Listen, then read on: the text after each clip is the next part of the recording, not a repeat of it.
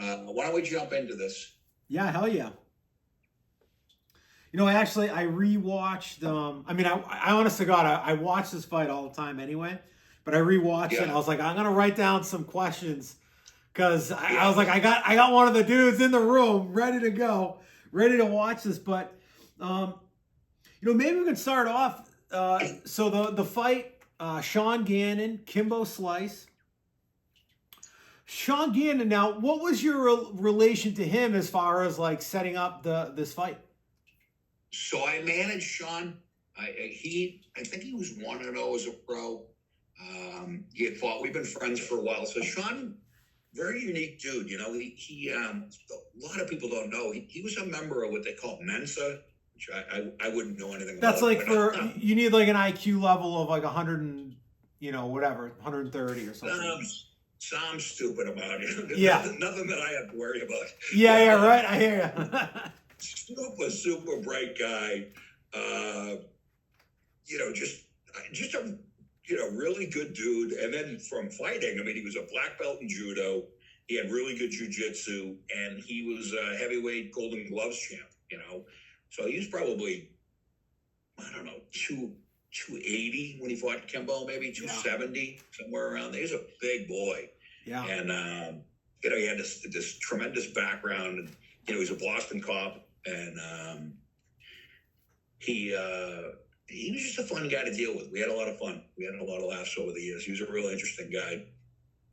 Yeah, unfortunately, I know he passed away a few years ago, but yeah, I mean, we're talking earlier about legacy. Talk about a legacy, and I know he's done more than just that one fight with Kimbo, but that one fight with Kimbo's enough. That's awesome. Yeah, it was such a big deal at the time. So that was a really weird time, right? So you got to understand that there was no such thing as streaming video. Like there was no. I don't even remember when there was dial-up, right? And it was just. Oh yeah.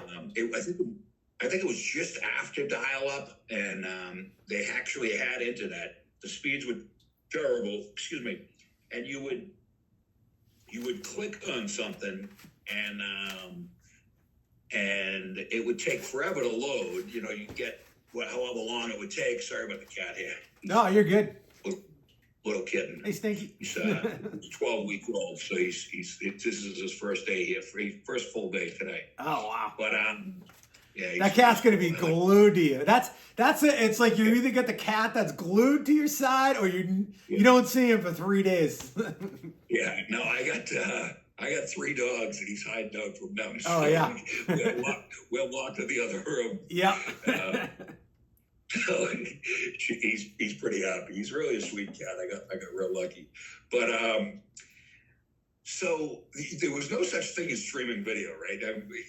Like email was a pretty big deal, and you would get emails from people. There was no such thing as a viral video, or nothing had ever happened like that I knew about, right? There was some cat stuff that you'd see every once in a while, something funny, but there was nothing like, the way it is today. There was really no internet, and there were brand new websites, like nobody really had anything.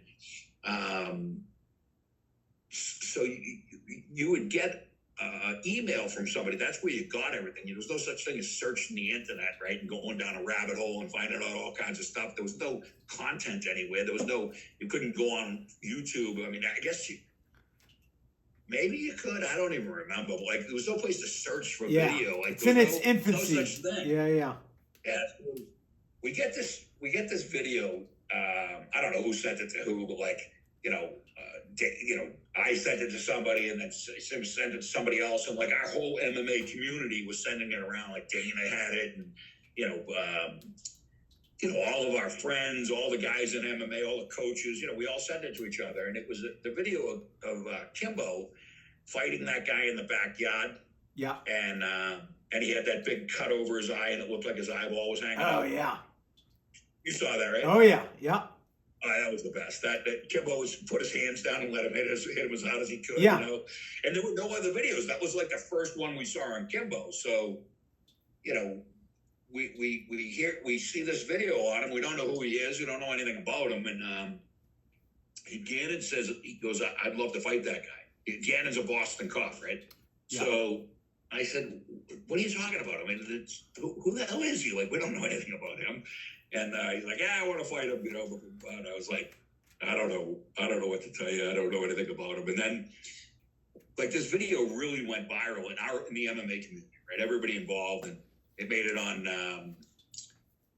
Just everybody started talking about it. Everybody in the MMA world, which was a small world at the time, started talking about it, and the rumors started coming out, right? Like, who is this guy? And then, we first read that he had been in jail for a couple of years, and he got like an armed robbery or something, and he was in jail for a couple of years, 18 months or something, and then. Find out a week later, it turns out he wasn't in jail for 18 months. He was actually in jail for like 10 years. And it was like a home invasion. And then we get, a couple of weeks later, we find out the real truth, which is that he did like 30 years and that he was eating babies. And, it just kept getting worse and worse and worse. None of it was true, right? Yeah. But they kept making it fucking, he sounded like a serial killer. Yeah, scarier and scarier each time. Yeah, it's just... then you start seeing other videos of him, and so I don't even remember the whole story on how it happened. I'd be lying if I said I did, but we wind up taking the fight. Gannon takes the fight, and they offered it to him in MMA to Kimbo. He's got a manager, who's a guy named Icy Mike, right? Mike Emba, really super good dude. He reminds me of Rob Diedrich, the guy. Oh yeah, the skateboarder. Yeah, it reminds me of him. He's got the same way about him. He looks very similar. He's just a really good dude, Yeah. We don't know him at all, right? We don't know whether we trust him. We don't know whether. So did you guys reach out to them, or did they reach out to you guys? Yeah, I think we reached out to him. I don't remember exactly how it went, but at the time, Mike Littlefield was working with him as a coach, and they wound up making the fight, but they wanted to do it in Boston. Like, Sean really wanted to do it in Boston. And there were no cell phones with cameras had just come out, like, within 6 months. You know what I mean? Yeah. This was way back. And, I said, well, the problem with doing it in Boston, right? One is we're all licensed by the state, right? So Massachusetts Athletic Commission licenses me as a manager, licenses Sean as a fighter, and if we do it, they're going to be pissed, right? This is talking about a bare knuckle fight, right? There's no rules, there's no ambulance, there's no anything, and people were really, against it. A lot of people didn't think it was a really good idea. I really didn't think it was a great idea either, because nobody knew what was going to happen. I just thought it was going to be a fight that nobody really found out about, and that was it. And it was like no upside to it, right? But basically, it was a $10,000 bet. They brought 10 grand and Sean brought 10 grand, and I actually still have the original footage. One of the things that we said is, whoever wins takes all the footage, right? Because they had cameras and we had cameras. Oh, wow. That's a big bet. I mean, considering like that actually, that takes kind of, I didn't realize that. That's a lot of foresight too. You know what I mean? Not just like money, but. Yeah, but nobody knew, right? It was like AI, like AI is now. Like, we get it, it's going to be big, but like, what are you going to do with it? But the content was worth something, right? We knew it was, they were going to try to monetize it. We figured we didn't even really have a platform to monetize it on, but they did, and so we knew it had some value. We knew it was something. So let me back up a little bit. So Mike. I think this is the way it works. Mike is a technology guy, the manager, right? Mike Emba is a technology guy. And he owns all the porn sites, right? He owns porn sites. That's what he does. So he was bringing streaming video to the internet because he wanted to stream porn, right? Yeah. It wasn't a fight thing. It wasn't a fight play. It was a porn play. But he was Kimbo was his bodyguard, and they grew up together. If I remember. Now this is Mikey Ice. Yeah, Mike. Icy Mike. Icy Mike. Mike Gilbert, and that dog is out of his mind. I'm sorry. I don't know if you can hear. Oh, I can't even hear him. Okay, good. If he doesn't stop, I'll yell at him. But so Ember owned a bunch of the porn sites, right? And Kimbo was his bodyguard, and he said. He took that video and he put it up. I'll never forget it. It was back in the day, I guess they had these things called directories, right? So if you were, they had just come out with this concept. Actually, the entire internet was a directory, right? All the websites were listed, and you'd click on a folder, and that folder would open up, and it would open up more and more websites. And there was no search engines like Google or anything. The internet was run on, if I remember it right, was run on some type of a file-based thing where you clicked on the files, and more things would open up that would tell you. And then like Google came out with search engine optimization and all that stuff, changed the industry. But this is how long ago it was. So trying to think of how it went. So Imba had the porn sites, so he wanted to get that streaming technology down and get it out there. So, like, how do you introduce people, men, right, 18 to 54-year-old men, 59-year-old men, or 15 to 12 or whatever the hell? Yeah. How do you introduce them to porn? Well, you put something else on there that attracts them to it, right? And that fight was based on a porn site that you went in, and it was a directory of all kinds of other porn sites that he owned. So the fight got you on there, and then you see some boobs, and then next thing you know, you're watching porn, right? Yeah. And that's where they made the money, right? They weren't, you got to remember back in the day when Google and those guys first came out, you would search for, whatever it was back then, the NFL, and all the porn sites were advertising as though they were the NFL. So you'd click on something and it would be porn. And Oh, yeah. really I remember those days. Yeah. And what happened is, the search engine guys, you like Google's a trusted search engine. When you search for MMA, you want MMA to come up. So they kind of did away with that. But this was the strategies in the beginning. Well, how do you drive people to porn? And that's exactly what they did. So, I remember accidentally, actually, as luck had it for me, there was a site called whitehouse.com that was a porn really? site. But I like happened to be one day, I was like, I got to look up stuff for school. I looked up whitehouse.com. It was a porn site. And then I told all my friends about it, and I was like, the man. Yeah. That's so funny. Yeah, so that was kind of the idea behind it, was the streaming video, and that's when it actually went viral and became a big thing. But we didn't know how to do that or what it would mean, but we knew that it was valuable to them. It had to be valuable at some point. Meant something.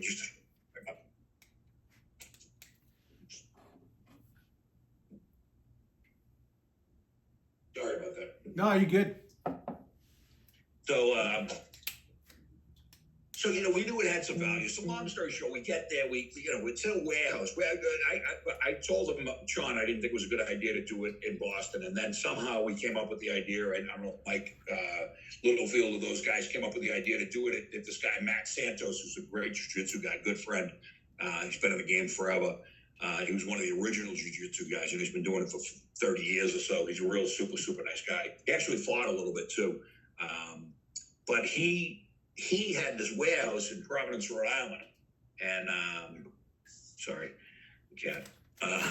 He had this warehouse in Providence, Rhode Island. So we were in the upstairs of this warehouse, and they had a knee wall, if you remember that. Yeah, the wall, yeah. And then the fight happened. So we made sure that everybody turned their cameras in. Nobody could have a camera. And you got to understand, I don't know if you watched the video, right? Gannon's 270. There was some dude there that was on our side, right? The original thing was nobody was allowed to go, right? Nobody. That's it. Zero. Nobody. So we probably had 30 guys show up, right? And nobody was supposed to be there. And one of the dudes, I still don't know who it was to this day, but he was on our side. If you look at the video, he's wearing like a jean jacket, like a Carhartt type jacket. Yeah. The guy is twice the size of Gannon. I mean, he's big absolutely enormous. And then Kimbo's guys, like, one guy who's his brother, they call him Black. He comes out in a full-length ostrich jacket with an ostrich briefcase. Right? Yeah, the dude with the dreads, right? Yeah, we got no idea what's in the briefcase. I don't know if it's guns. And then Sean's a Boston cop, so half the guys there are cops. They're all carrying. Yeah. So we took everybody's phones when they came in. They made the bet about the $10,000, and this is what it's going to be, and then we're going to get the video or whatever, however that was going to work out. And then they absolutely killed each other. We back up a little bit. I'm in the room. Gannon's sick as a dog, right? Nobody even knows this. Gannon's, 101, 102-degree temperature. Literally came out of bed to take it. Just never should have fought. And was in horrible condition. And for the fight, he was sick. And we're all standing in the room, and Gannon's still in the back. And then Kimbo walks in first. And there's probably 35, 40 guys in a room. And he walks in, and I look at him. He takes his shirt off, and he's just standing there with no shirt on, in sweatpants.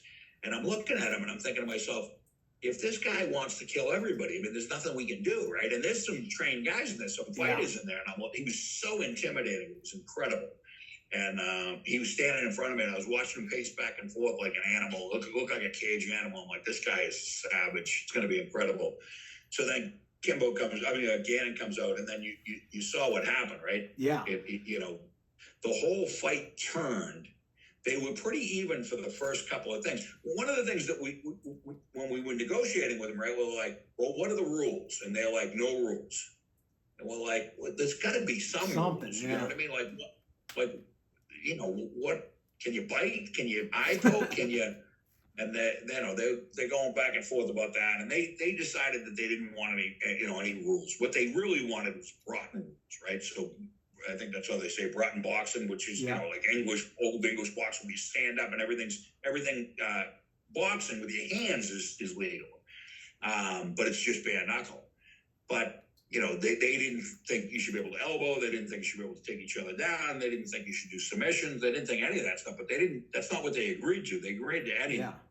So and Kimbo shot for a takedown too. That's exactly what happened, right? He got clipped, and the first thing that he did out of natural instinct was shot for a takedown. Yeah. And then Gannon got him standing guillotine. Yeah. Which changed the tempo of the fight, because now Kimbo was as tired as Gannon was from being sick. Like it evened the playing field, right? Yeah. And I don't know what would happen. I'm not saying anything else would happen. I mean, at the end of the day, it's crazy, but like that was a big moment in the fight. And then at that point, you can see that big dude with the blue jacket, and they're all grabbing. Yeah, he's trying to bring it up. Oh God, the place was ready to explode. It was actually. I don't want to say scary, but it was intimidating. Like, it was like, I don't know what the hell's going to happen. Was this going to be a melee? Somebody's going to pull out a gun and start shooting each other? And they just went back and forth and back and forth. And then you get to a point where Gannon's hands were so messed up that the kid was grabbing him by the shirt, and Gannon had hit him with elbows. He's coming over the top with elbows, smashing him, and no elbows, no. And then he grabbed him. They clinched up. Kimbo's holding on to him, and he's hitting him with knees. No knees, no knees. Yeah. They're all freaking out, getting each other away again. Like, what part of no rules is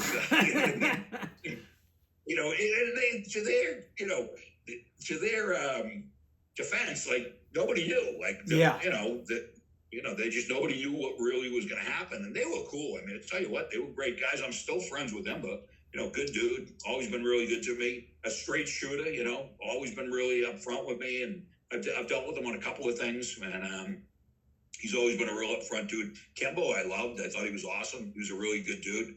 Not the type of guy you would think he would be. He came off like a thug, and he wasn't. In my experience, he wasn't. He was just a stand-up dude, really good. Family guy. Loved his family. I liked him. I enjoyed talking to him. I enjoyed hanging out with him. I met him a handful of times. I went to Atlantic City and hung out with him one time at a CFFC fight back in the day when Gary Marino and Felix Martinez were running it. And I think Tank Abbott fought somebody, and then Kimbo was there to watch that maybe. Kimbo beat Tank, right?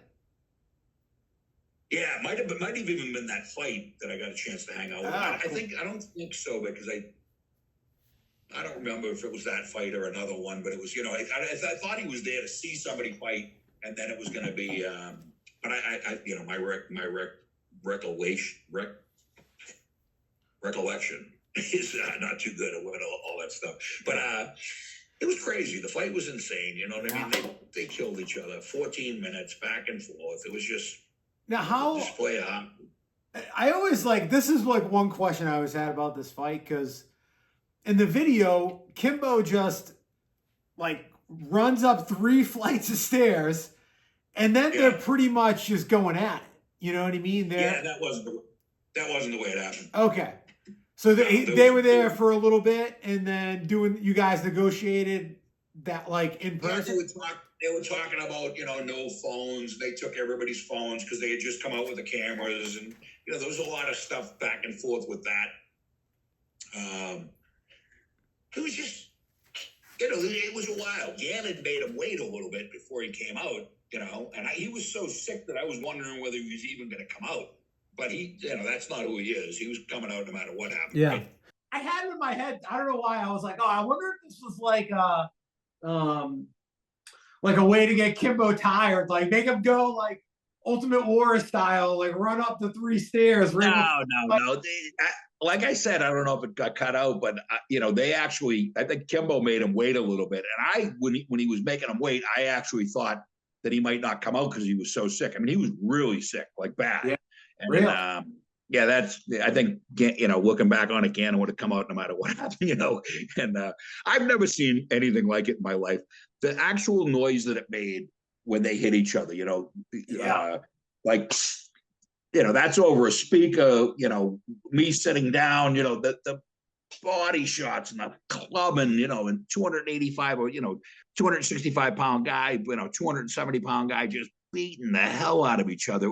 It literally made my stomach turn when they hit each other. And it was just crazy. Like they just killed each other. And then Gannon wound up in the hospital afterwards and had all kinds of issues, with that huge hematoma on his head. And, you got to have balls of steel to stay in stuff like that. You know what I mean? And nobody knew anything, like I said, nobody knew anything about viral videos. The only viral video I had ever seen was Kimbo.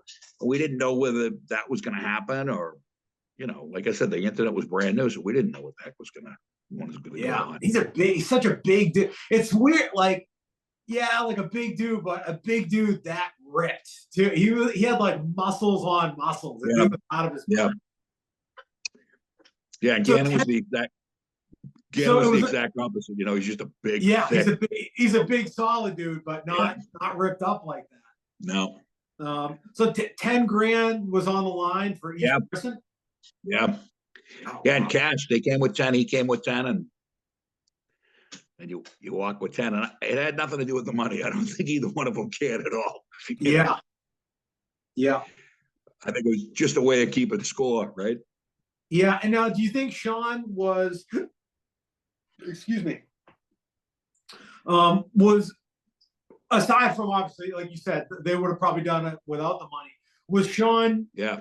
At that point, his aspirations to like get into the UFC, was he trying to use that to get noticed? Yeah. Because he had one fight in the UFC, right?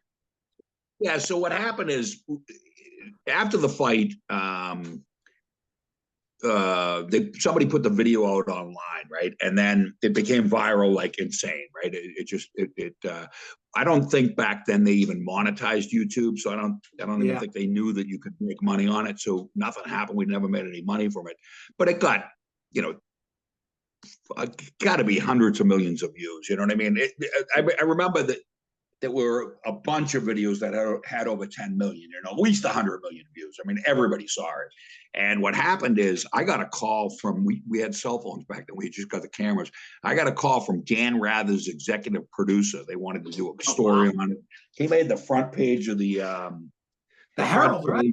Yeah, front page of the Herald that said "Cop on the Beat." So, so I went to Dana immediately and said, "Look, we want to fight in the UFC." And he's like, "Yeah, let's make that fight." So he said, reach out to Kimbo's guys and see if they want to do it, make the rematch. And, call them up. And I'm like, what do you guys think? Is this something that interests you? And, we'll fight MMA. And they're like, oh, we'd love to fight again.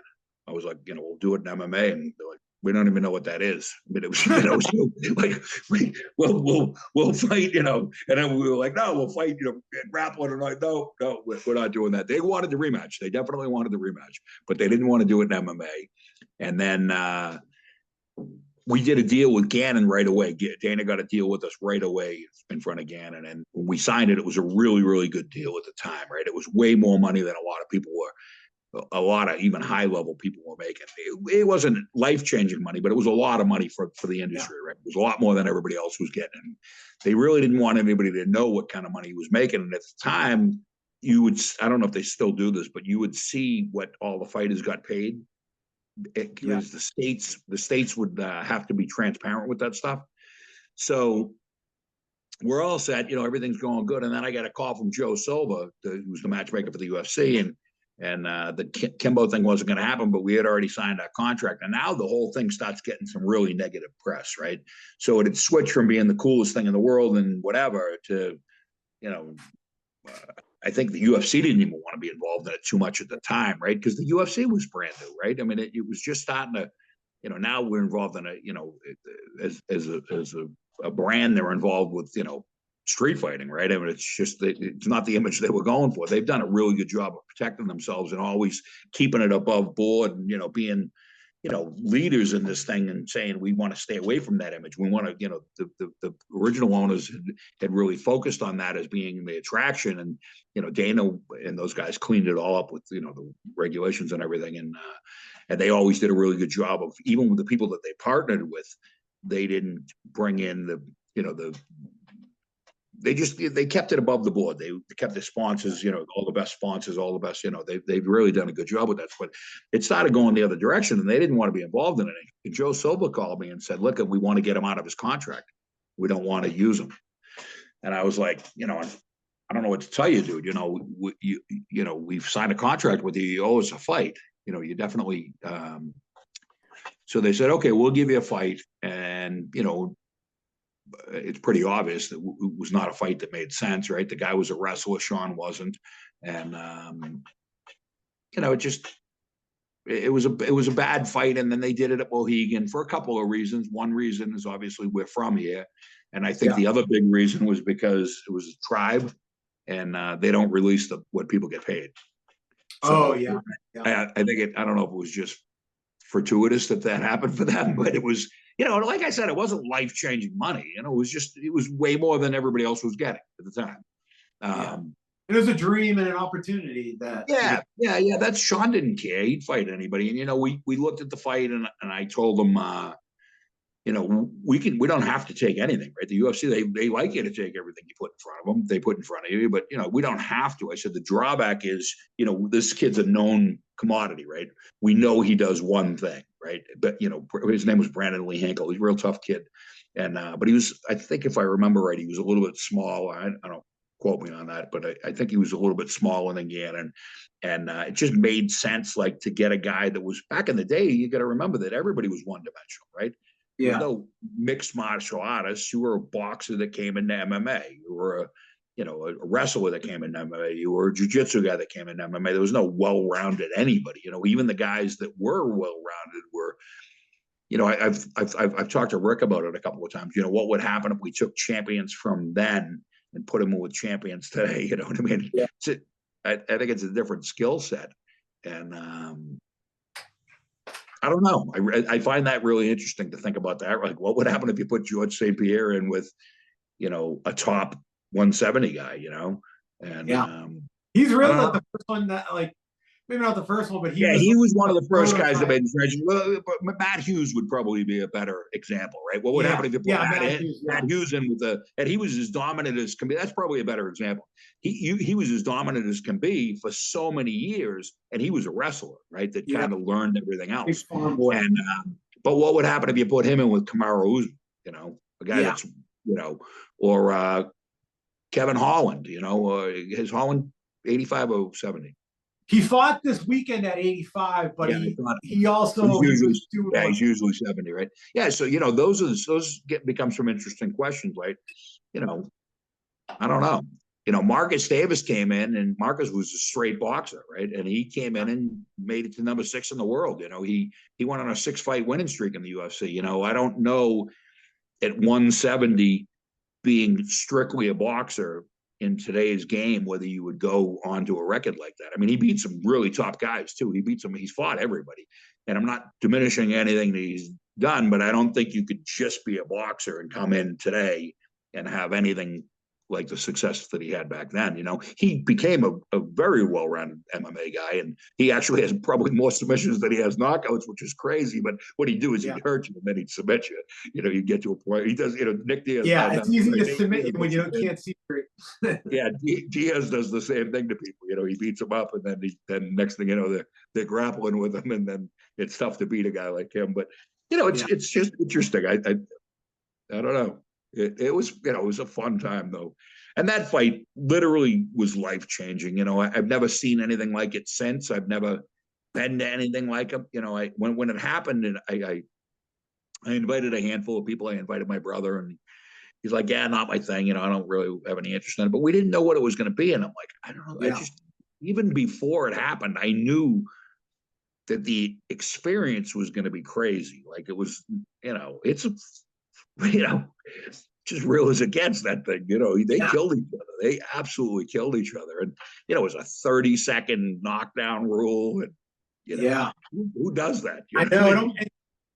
What was going through your head at the first? Because Kimbo went down, I think, like maybe three times, three or four times total. Like I couldn't believe he got up. What was your thought the first knockdown? Like, you must have been ecstatic, right? Like, no, we were freaking out. The whole place was going crazy. And then we were like, oh my God, he did it, And then it was like watching a horror movie. He got back up. You're like, oh my God, And they was at that point, but by the last knockdown, they was so spent, it was ridiculous. But like I said, on your best day, feeling 100%, you know what I mean? Going into a fight like that is incredible. And that's why I think that, and I'm not in any way saying that I think Kimbo would have won, but I don't know. You know what I mean? I don't have any insight into that. Obviously it didn't go down any different than it went down. But I think that had he not gotten that standing guillotine, it would have changed the whole tempo of the fight. You know what I mean? Maybe Gannon would have knocked him out. He had him hurt. You know what I mean? He shot in for a takedown. He knew enough to shoot in for a takedown. So that's an option. Maybe he would have gassed out. Maybe Gannon would have gassed out. Maybe with Kimbo being a fresher guy, I don't know. You never know. But it was a definitely pivotal point in the fight. It was a big deal. It was a real. And he was in that position for quite a little bit of time too. Yeah, I don't know. I'd have to go back and watch it, but I remember it being a long time. I remember being a real at least like 20, 30 seconds, somewhere around there.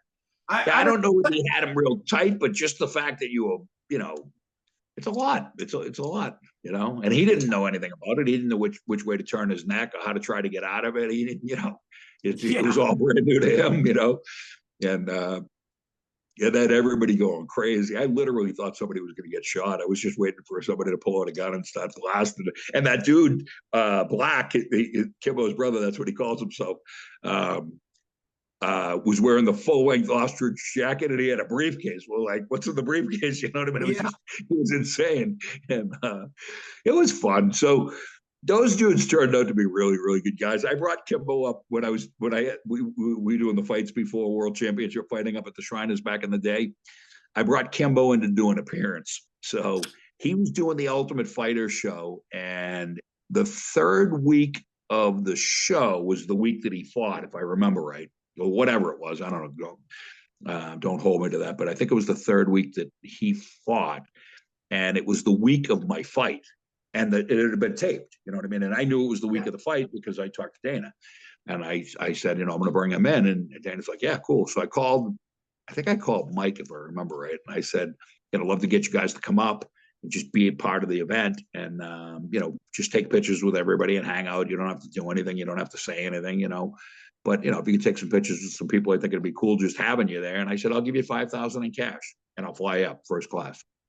So he's like, yeah, cool. We'd love to do that. So they came up, and I'm in the back. We got a show office. You've been to the fights, that show office that I use.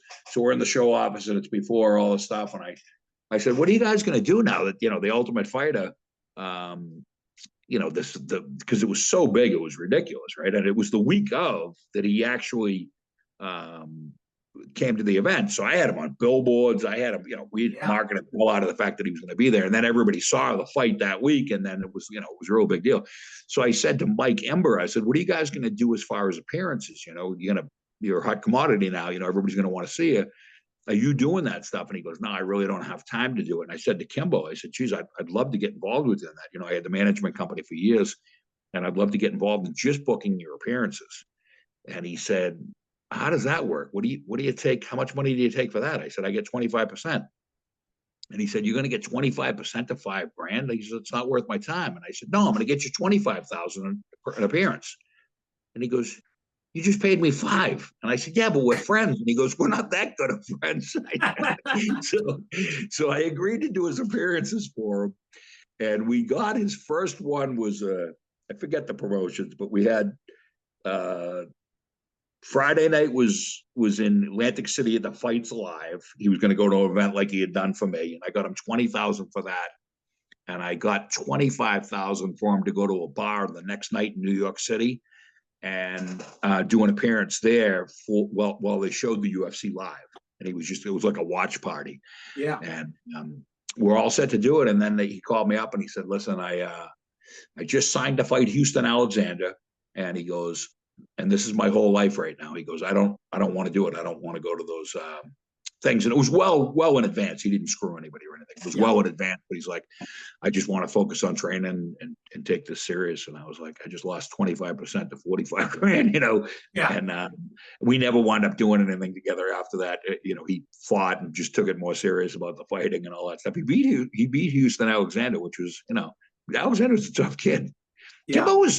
Kimbo was good. I thought that they marketed him the wrong way. I think not the UFC. The UFC did a real good job with it, but I think before that they marketed him the wrong way. They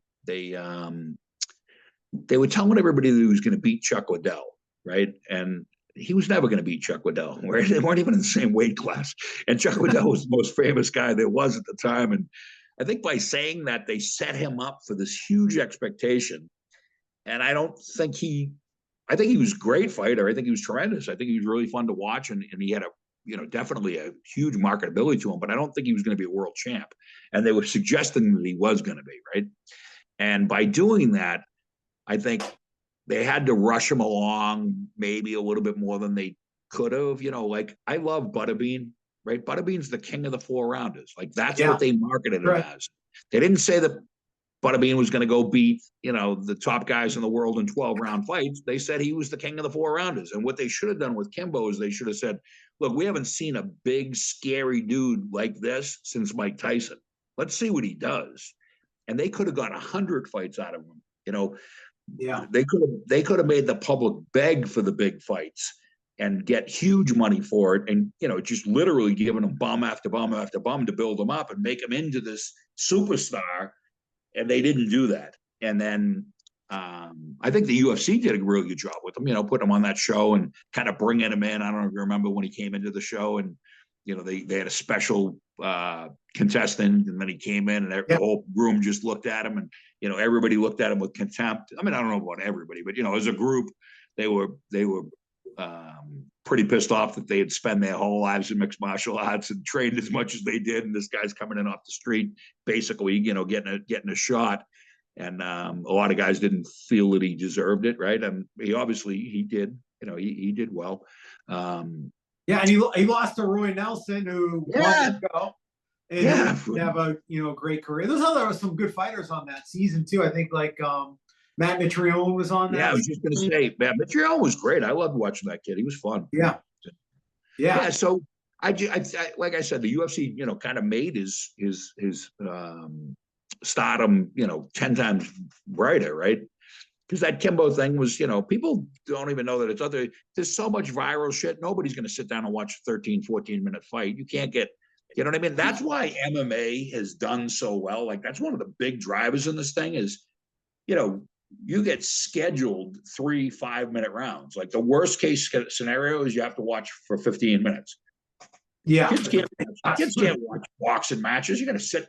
Who's going to sit down for 12 rounds? These kids, you know what I mean? They're on the phone constantly and constant stimulation, and nobody can sit through that stuff. And I think that's a huge part of the success of MMA is that it's so fast and it's just so dynamic. And then, I don't know what percentages of fights finish in the first round or the second round or something like that. Like you don't see a lot of 3rd round fights, you know what I mean? So one after another, and you see it at our events. We just, we keep that shit going. Like people are engaged, and, you get a couple of seconds in between the fight, you have a beer, and then bam, next fight, bam, next fight. Yeah. But that was a life-changing experience. I'm pumped that I was part of it, and kind of got to be there and stuff. It was just really, really cool, Yeah. And did Sean? I know he was on the picture of the Herald. It? You said like cop gets beat. Oh, dude, did he? They took his gun. They took his gun from him, made him ride a desk for the rest of his career. He never got. Yeah, he had to sue him. They did all kinds of stuff unethical. Was he a state trooper or Boston? Was Boston PD, right? Boston cop. Yeah, I think the rank and file cops, all loved him, and they're good guys. But the guys that in the upper end of the police really had it out for him. They weren't happy that he did that. I tell you what, we got a call from the lawyer. It was a woman. I got a call at Mohegan Sun saying that he couldn't fight the week of the fight. I got a call on my cell phone, and she said, "Do you manage Sean?" And I was like, "Yeah." He said, "He can't fight down there." I said, "Why can't he fight down here?" I said, "I don't understand." And they said, "We don't recognize MMA as a sport." And I'm like, "Well, the state of Massachusetts does, right? So he's licensed as a professional fighter by the state of Massachusetts, even though it's at a Mohegan Sun. He's still licensed as a fighter." And then she said, "Oh, what I meant is he can't fight because we don't recognize the tribe, the Mohegan Sun tribe, and that would be it would be, I forget how she put it, but basically, you can't do that. You can't have another unsanctioned fight." And I won't mention his name, but there's a guy that we're friends with that boxed down there consistently. He's a Boston cop, and he was on the police force at the time. And I'm like, "Oh, so you're going to hold so and so to the same standard?" And then she's like, well, that's not what I meant. What I meant is he can't work outside of his job without written approval." So, I mean, they hit us with 3 different things, and they were really pissed that he did it. And he paid for it. He really paid for it. It sucked, because he was a good guy. And I think he was, from what I understand, he was a good cop. Like he was he wasn't a hothead. He was a good dude, he obviously could, protect people, protect himself. I just, that was a shit thing to do to him. And, obviously limited all his overtime, right? You're not getting overtime on a desk, right? Yeah. So, financially, it really fucked him up. I don't know if meant him. I don't mean he got fucked up personally financially, but he lost a lot of money because of it, that he should have got. And then he wound up suing them, and, it was just a nightmare. I remember he was real disappointed in it because it was a big part of his life. He really liked being a cop. And, I just think that would be really difficult to go through. And like I said, they came up with every excuse in the book. She was just, I don't even remember who it was, but she was just like, "Yeah, it's this. It's not that. It's this." And I'm like, "Well, I had another situation with one of the fighters back in the day, and the same thing happened. The guy, he was on parole. No, probation. Parole's when you get out of jail. Probation he was on, and he had to have a job. That was part of the stipulation of what he did. And we had just signed a contract with the UFC for like 70 grand over 3 fights. And the judge said, "That's not a job. That's not a professional. Fighting is not a profession." And I'm like, "Well, let me," I sent a letter, and in the letter I said, I sent a letter to him to have his lawyer come in. I said, "Not only is it a job because you tax it, right? You have fights in the state of Arizona. You actually tax the people, and you tax the fighters. So somebody's, you pick which side you want to be on this." And I said, I said, "Here's a copy of his contract from the UFC." And back in that time, there was a lot of money. 70 grand was a lot of money. And I said, "He's making 70 grand. He's making more than most people. Not only is he, I said, "I don't like tennis, but I don't consider it not a profession, right? I mean, if you're making money as a professional tennis player, it is a profession, right? It doesn't mean I have to like it." So he wound up, it was Drew Fickett. He wound up getting a fight, but they made it difficult for him too, Bureaucratic bullshit for no reason. They just start coming up with every excuse in the book, right? They hit you any way they can. It's just all horseshit, right? I know, like how many? There's. I feel like Boston police. I think they have a boxing club too. Don't they have Probably, yeah. boxing? Yeah. And the guy that I was talking about, I never would have said anything. Obviously, Oh yeah. we would have never done anything to call his name in it, but or push it, right? But I knew they would back down the minute I said it, And he's Yeah, the it's the guy. principle of it. It's like, the guy, what's well, the I was just trying to get him to back off, right? I mean, the guy that boxed was a super super nice guy. I love him. He's just a good dude, pretty good boxer too, Yeah. and. So I wasn't trying to get him in trouble. I was just trying to get them to leave Gannon alone. And they're like, well, he got approved to box as an outside job. And I'm like, okay, well, whatever you got to do. I said, we're fighting. It's in 2 nights. He's already making, and I think Gannon had to cut to make that weight. And then, we talk about that fight. We didn't even talk about it. It was terrible. The guy took him down, got on top of him, hit him with a bunch of elbows, and that was it. He couldn't get up, and it sucked to have that. Had they matched him up with a guy appropriately, and I think they did it on purpose. I think Joe Silva did it on purpose. And again, not a knock on Joe Silva. He had to do what he was supposed to do. But, that fight wasn't a good fight. Like we match fight. That's what we do, right? Rick Caldwell's my matchmaker. You know him as well as anybody, right? Rick matches good, fun, exciting fights. He takes 2 guys that have a stylistic propensity to be a good fight.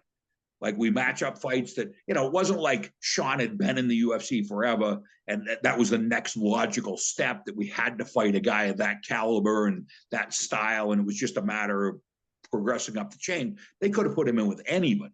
And if you put him in with another striker, you would have had a great striking battle.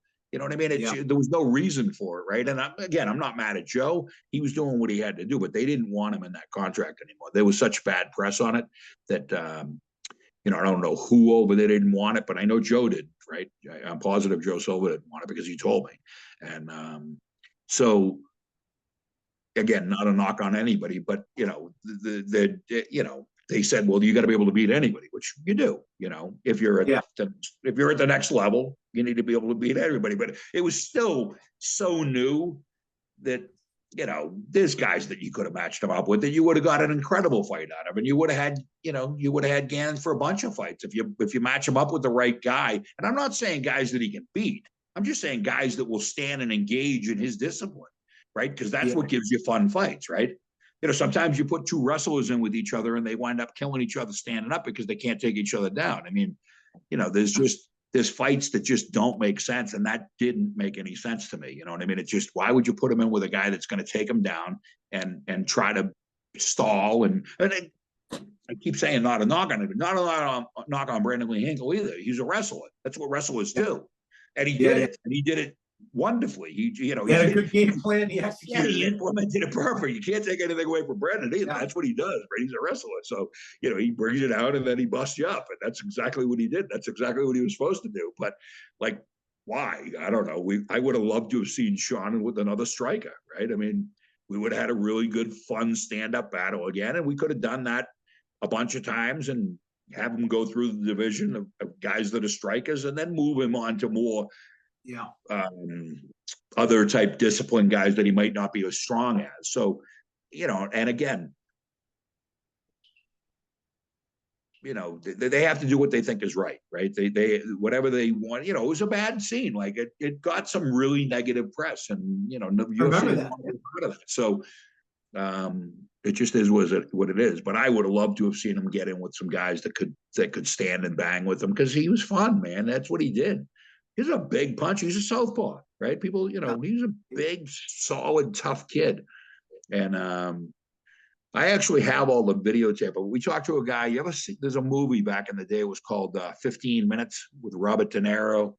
You got to watch it, right? So, Oleg Tiktara from the UFC played the bad guy.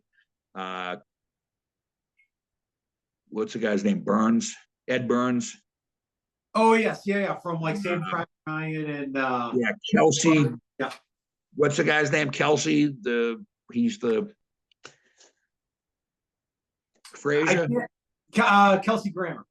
Kelsey Grammer. Yeah. He was in it. It was an incredible movie. If anybody hasn't seen it, go back and watch it. It was called 15 Minutes. Like I said, all those big stars in it. But the guy that did that movie was a guy named John Hertzfeld, and he's the guy that was the director. And I don't know anything about directing. The only reason why I knew that was because they told me that's who he was when they pitched it to us. But he wanted to do the movie about Kimbo's life. I'm sorry, about Gannon's life and about the fight. Gannon's, yeah. Yeah, and he wanted to walk us through the whole thing. So we had meetings with him, and that we were actually, that was where that video came in good for us, because we were going to actually use the footage at the end of the movie to show what happened and that kind of stuff. And it never got off the ground. We met with him a couple of times. Super nice guy, LA guy, just real smart. Knew everything about the movies, and he loved the story.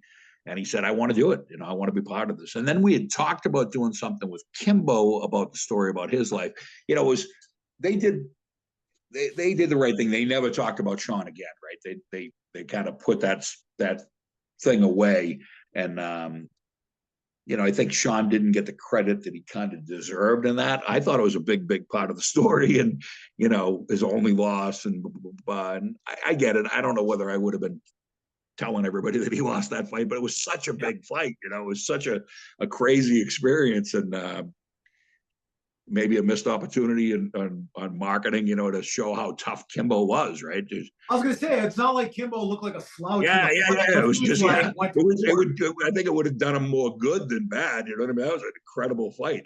And but maybe it goes back to that whole, not wanting to be associated with that. When he kind of went to the UFC, he kind of left that life behind him. And when he went into the whole, the first couple of fights, it was, hey, the street fighter, and then they kind of, everybody drew away from it because it was just bad business, I guess. But it was fun. I really like Sean a lot. I'm better for being friends with him. He's just a good dude. He's funny. And did he have any? Oh, sorry. He's got a son, and I told his brother, I said, I have all that footage. You guys are more than welcome to it. I said, I'll send it to you. Whatever you want to do. I said, I don't know what we could do with it, but if it ever becomes a situation, I mean, the money is his. The money is his son's. I'm not going to try to get any of that or do any of that. And I have the original tapes. I have the the net tapes. So I don't know if anybody out there hears this and wants to talk about it. I'd love to figure out what we could do with it, because it's such an exciting story. It's such a cool thing, and like, I don't know, you don't hear about shit like that nowadays, right? It's like, I don't know, that was pretty manly shit, right? It was two guys fighting the backstories between the two guys too. Like, you got a Boston cop. And you know how the way I found out about this fight, actually, my roommate in college, his last name was Gannon. And I remember him saying, like, oh, we were watching Kimbo videos. This is also right when, this is like 1998, 1999, 2000-ish. And he's telling me, we were watching Kimbo videos. And it was harder to find the Gannon Kimbo fight online at the time than his other street fight. And he was telling me, he's like, oh yeah, he lost to a Boston cop, same name as me. This guy was from Chicago, not Boston, but so we went on the search for it. We found it, and we were like, this is insane. But like, you kind of got this perception of like a street thug kind of guy versus the cop. Yeah. Like, and it really wasn't the case. He was a super nice dude. He was like literally a family guy. Like, he's got a bunch of kids. His son fought. His son, Kevin Jr. His name's Kevin Slice, right? Yeah. Baby Slice, yeah. I wanted to get him to fight for us. I don't know whether he ever fought again, but he would have been a good guy, to have. Pretty easy to market. Sorry about this cat. He's crazy. Oh no, it's fine. very loving. He's I've had him for 24 hours, so he's sweet. Hi, buddy. His name is and the dogs want to kill him. I could still hear the dogs in the other room breathing heavy. Yeah, I have two dogs myself, and I cat sit my brother's cat every once in a while, and they used to get a little bit weird around the cat, but then the cat just slapped the shit out of him one time. Yeah, but they left the cat alone ever since. This guy's like 3 pounds, so he's in a tough spot. He's not there yet, but it's funny. Oh man, what else did I have for? Did Gannon ever have any other fights out after his UFC fight? That was it, right? So the police department screwed with him so much that he could never do it again. Because there was some other opportunities, right? Well, one of the things we talked about was going over to Japan and doing the Kimbo rematch with Pride, and there was some big money. There was some big money talks involved in that, but they were talking about stripping him of his pension, and they really made it miserable for him for absolutely no reason. Somebody in the political side of the police department, was against him getting anything and really made his life miserable. And I don't know who it was. I don't know anything about it, but the cops loved him. I mean, everybody, he was a friend to everybody. He was a really, really good dude. But whoever was on that political side, in the police department didn't want him. And we were hoping that was going to change, right? When the the mayor changed, we were hoping that was going to change, but it didn't. We never really,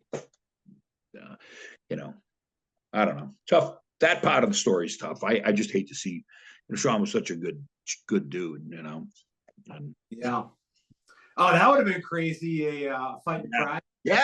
We talked about that rematch a lot. We talked about it in bare knuckle and how do we monetize that? I mean, there was all kinds of talks, right? But it wasn't like today. It's not like, and Gannon wasn't a kid. You know what I mean? I forget how old he was, but he wasn't young. And there wasn't the opportunities to monetize it, because today you just fucking throw it on a stream someplace. You know what I mean? There's a million pay-per-view providers. We just put it on a pay-per-view, do it ourselves, keep all the money, And the sponsors that would get behind it now, you get a lot, you could make some money with that. But it would be fun today. It would be completely different, Yeah. Does the guy, what was his name? Mike the porn guy? Does he still do anything with like any fighters or fights, or is that Kimbo was like his only guy? No, so he came up with some promotion, but it was a porn play. It was either porn or gambling play. It was an online trying to get people to come in. I forget what they called. Oh, you know what it was? It was a porn play. It was I'm not a porn guy, but it was called I forget what the hell they called it. Oh, Cam Soda. It was a cam thing. Cam CAM Soda. Oh, like a camcorder. No, like the girls that do. You send them money, take off your your yeah. I don't even know how it works. I never did it, but it was called Cam Soda. So he had that, and they did a couple of fights, and nothing interesting. No fights worth talking about. That I remember. Unless I mean, if they were any good, I would have remembered them, I guess. Yeah. They didn't really have anybody big or anything like that. Yeah. So. Oh man, were there any other UFC fighters or like future UFC fighters at that fight? Yeah, I want to say Joey Lazone was there. I don't remember anybody else. I don't remember, to be honest with you. I have some pictures of it somewhere. I'll have to try to send them to you. I got a great picture of me standing behind Kimbo. Like, remember what I told you, he was walking back and forth? Yeah. So it's him with his shirt off, and he's walking back and forth, and I'm standing behind him with a beer in my hand. Yeah. And it was just because I brought, I figured it was going to be a good night of fun. I brought some beers. I brought ice. Yeah. I brought ice down there so they could use the ice afterwards. You know what I mean? It was crazy. I think is that the picture that was on the Combat FC Instagram page? It might be. I think that's the one I saw when I was like, oh shoot, I didn't know Joe was at the Kimbo fight. Yeah. Because I think after the last fight, I was clicking through your guys' Instagram page, and I was just like looking at some of the fights, and I clicked over and I saw that picture. I was like, oh man, like this is. Yeah, I just happened to be standing in the back. I don't even know who took that. I just happened to be standing in the back. It was just him walking by, and I remember just like, wow, this guy is intimidating. And he was such a good dude. He's just, I didn't know him real well, but I knew him enough to talk to him. Every time I saw him, he knew who I was. We'd laugh and joke. I wound up doing those things for him. I wasn't really tight with him. I didn't, I think I've been out with him once or twice, but I don't, we weren't best buddies, but we had a, he knew I could get him those appearances, and for $25,000 a piece, they were nice hits, So Yeah. It was fun though. It was fun. Yeah. And you guys like, so you're 30 deep. Did you guys like have like a plan if something went like down? Like, well, that was one of the things that we talked about, right? Like, what happens? We didn't have a plan if anybody went crazy and started shooting each other. No, there was no plan for that. But they did have they did have, I think, Mike, because the problem is you're betting on it, right? So let's say we're all standing there and I'm fighting and you're my friend and I'm getting the shit kicked out of me and I'm looking like I'm going to get hurt, but you're not my coach. And you're like, you know what? This is it, man. I'm not letting my buddy get, his head beat in here, and I can't intelligently defend myself, and my corner's not stepping in for me. Like, who does that? So that's Mike Littlefield was the guy that he handled it from our end, and I forget who it was on their end. But like, people don't realize, like neither one of them were going to give up, right? Yeah, that wasn't going to happen. We saw that, right? And I mean, you could make the argument his people probably should have stopped the fight way earlier. Yeah.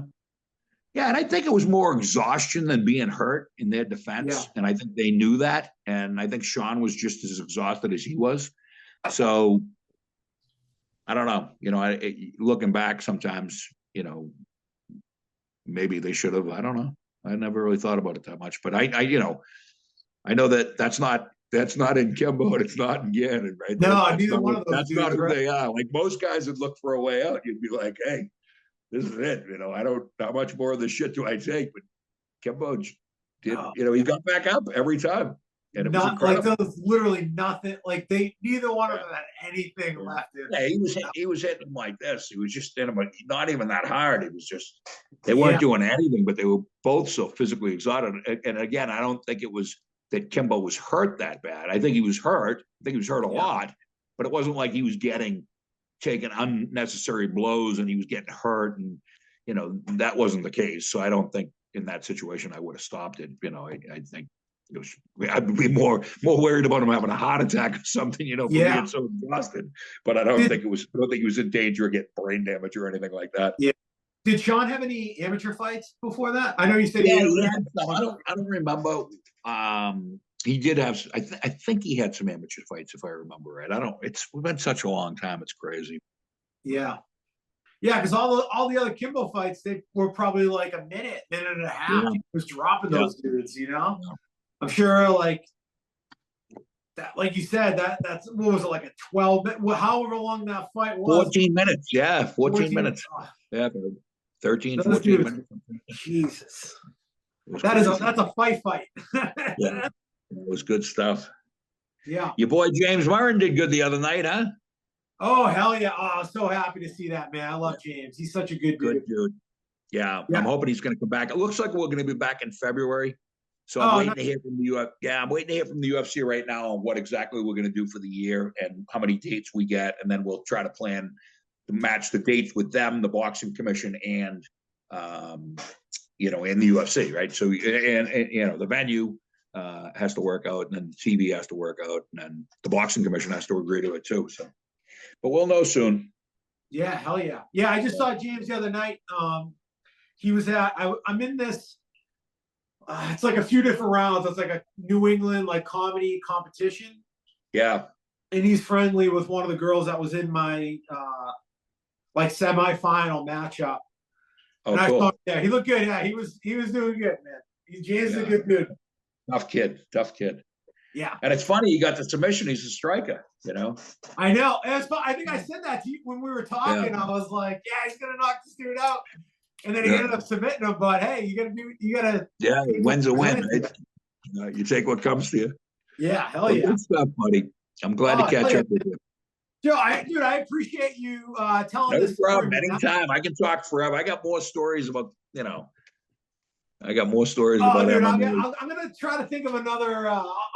I'll find another good MMA moment that I want to hit you up and ask you about. We'll tell the story. I got stories. You know what we should. There's 1,000 of them, but I had tried to put together and was pretty far. We were in talks, and you'll never believe this. We were in talks with Shaquille O'Neal to fight Jose Canseco. Oh, wow. Under the World Championship Fighting brand. And I'll tell you about it next time. Okay, I'm great. writing that down because I want that. Yeah. I want to hear that story. Yeah, it didn't happen, but not for lack of trying. And we had all the pieces together. It was crazy. Shaq fought Roy Jones, didn't he? I think he did like an exhibition with one of those guys, like not, it was like a TV show. Yeah, like a TV thing. Yeah. I was was not, like a I celebrity. don't even think they definitely didn't hit each other. Not, they weren't Yeah. trying to hurt each other. Yeah. Okay, let's talk soon, buddy. I'm glad to catch up with you. Yeah, absolutely. And I'm gonna do two things. I'm gonna put the full interview up, and then, excuse me, for social media, I'm gonna try to like take parts of the conversation and cut it together with like pictures, Okay. like whatever I can pull up online at Kimbo and Gannon and stuff like that. So Yeah, that'd be nice. yeah, hell yeah, man. I appreciate it, Joe. Okay, pal. I'll talk to you soon. Thank you. Yeah, take care, brother. I'll be in touch.